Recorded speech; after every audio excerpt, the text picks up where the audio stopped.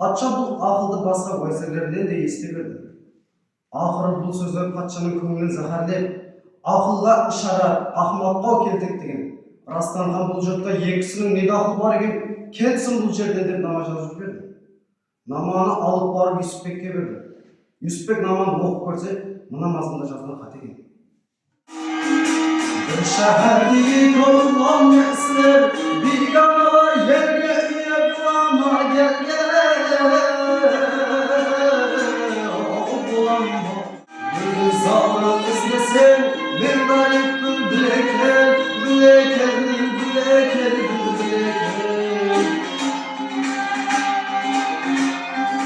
Şoğulda kendine kalasa Servinaz yarıket kanına göğsü düştü. Hem Servinaz yarına bir iki hoşumet aytsam kendine kaytar dep koluna kılma sağızın alıp endi kendine kaytar bir iki söz aytıp durgan jeri oksaydı.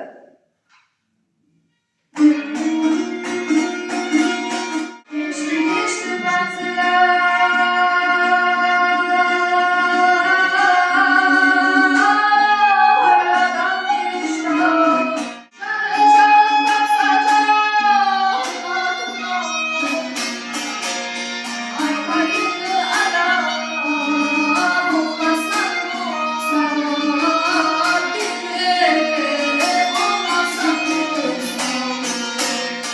Ana ilendigi gapni esitsem 14 yıllık ayrılıktan soňra ýedige menen perzentim Nureddin Uşashan jenden estin.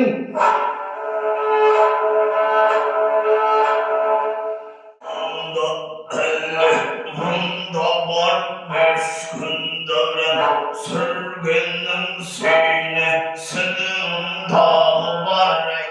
Bolgan wagtyn patça Arap'a bir bayan etdi. Arap bırakan keyinçilik patçağa kelsin berdi. Patça teletilerinde beceremen dep Arap'a karay aytdı. Ana sol wagtda Arap koluna tille sawazını alıp tilegin bildirmişin bir iki ağız söýüp turgan jeri uksaydy.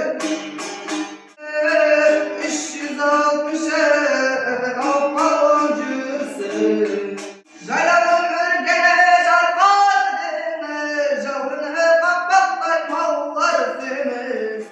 Ayaksa, Hemrecan bu sözleri tamam ettiğinden sonra keyine kaytıp gidiverdi. Kullerden bir gün ötkenden sonra Sayit Kampari Hemrecan'a "Yükümüz Baksiyimle baralı, meni Kuşku sarayımda tamaşa kıl" dedi.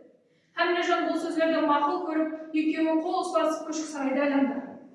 Aradan vaqt ötüp Sayit Kampari Hemrecan'a "Menin tarman kuşağın kusumamı sallayıp" dep bir söz aytdı. Hemrecan bu sözlerden makul görüp koluna tille sazın alıp bir söz dedi. Aşkı almasın kalbimi üstünde bular şaire karmanın Ay bas tabanına varlay